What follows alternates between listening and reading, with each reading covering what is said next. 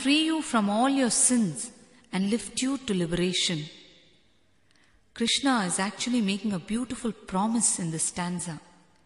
Through this stanza, Krishna shows the world that surrender is the final, firm and ultimate technique, the shortcut to the egoless state, to liberation. Another beautiful story about Krishna and Arjuna. One evening, Lord Krishna and Arjuna were spending time together. Krishna suddenly pointed out to a crow and said, "Arjuna, look at that green crow." Arjuna saw in that direction and said, "Yes, Krishna, I see it." A few minutes later, Krishna exclaimed, "Arjuna, see that black crow." Arjuna said, "Yes, Krishna, I see it." Krishna asked just to test Arjuna, "Arjuna, how idiotic you are. There is no green crow ever. How could you have seen it in the first place?" So Arjuna replied, "Krishna, when you said it was a green crow, I saw it as a green crow." Arjuna's very senses had surrendered to Krishna. Surrendering the senses to the Master is the most difficult surrender ever. The Master is existence itself. He is the formless in form.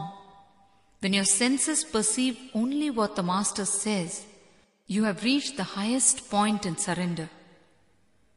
What is surrender?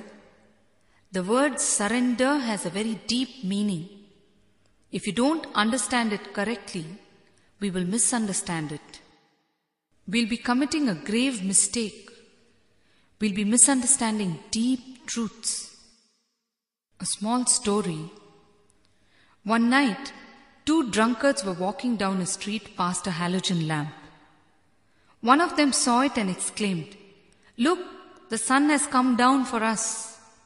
The other replied, "No, it is night time. It is the moon."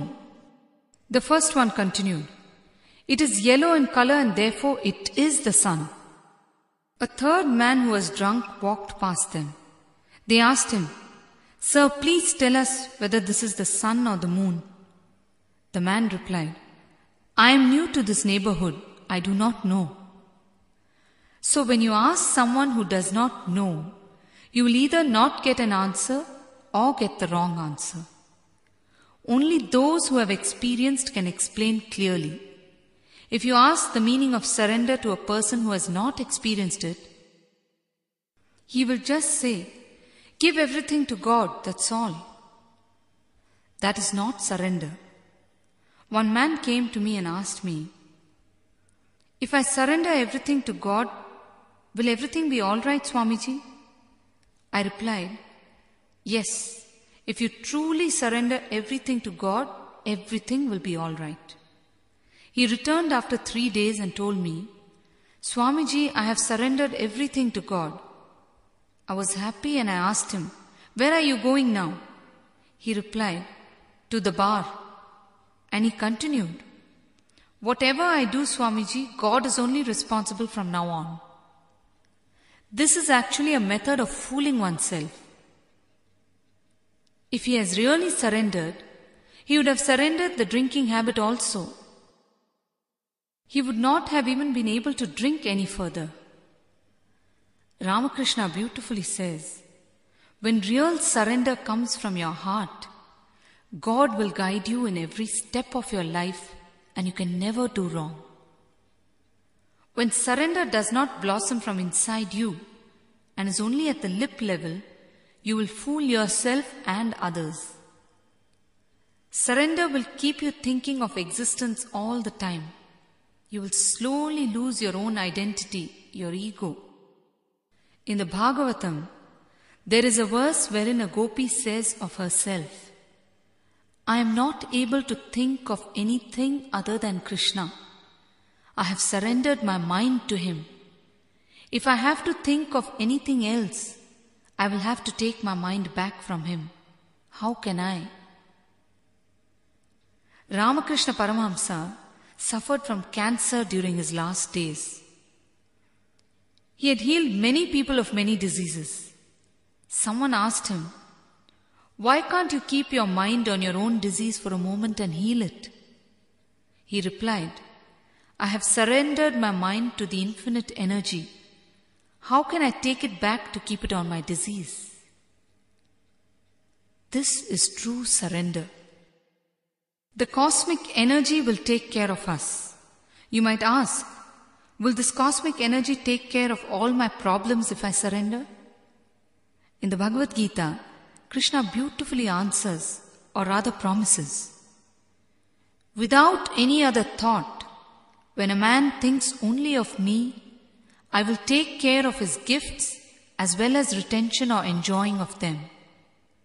For those who surrender with commitment to me, I will take care of their income as well as their prosperity. Their problems will dissolve. Commitment and maturity of mind are needed for real surrender to happen. You need not surrender to God or any master. You can surrender to anything. Surrender itself is a virtue and has a great power in itself. When you surrender, you are acknowledging that there is a life force greater than your ego, that's all. Actually, God is only an excuse for you to surrender. The act of surrendering is what is important. God is not the goal. Surrender is the real goal. When you surrender or when you lose your ego, you are no longer a separate entity from existence. You merge with existence or God. You will then understand that there is no God sitting above. There is only existence that fills everything in this universe of which you are a part. A small story. A man decided that he was going to surrender, but did not know whom to surrender to. He decided that he would go to the forest and surrender to the first person who comes his way. He went and waited in the forest. The first person to appear was a burglar who was escaping from policemen who were chasing him. The man caught his feet and declared that the burglar was his guru and that he had surrendered to him. The burglar was perplexed and did not know what to do. He replied hastily, "All right, if it is so, then close your eyes and remain here till I come back." And he ran away. The man was a very committed person, and he remained there without food or sleep for a very long time.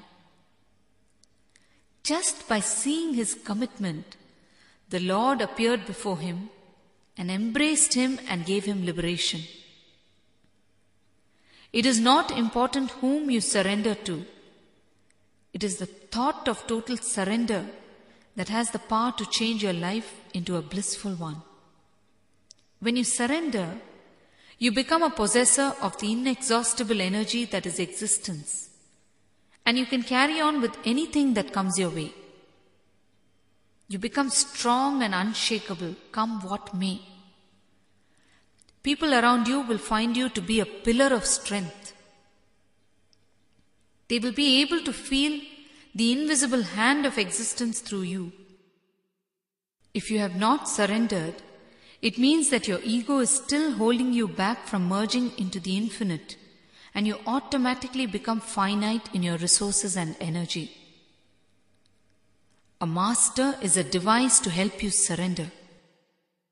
Surrender does not mean that you are dependent on someone. It simply means that you are taking their help in dissolving your own ego. Yes? Swamiji, can you please tell us more about meditation and how it can help in losing our ego? Yes. Let me first tell you how and why meditation techniques came into being. Man, ever since his creation, has wondered and researched on what it is that created this beautiful universe. What is it that created this beautiful earth and rolled it into space?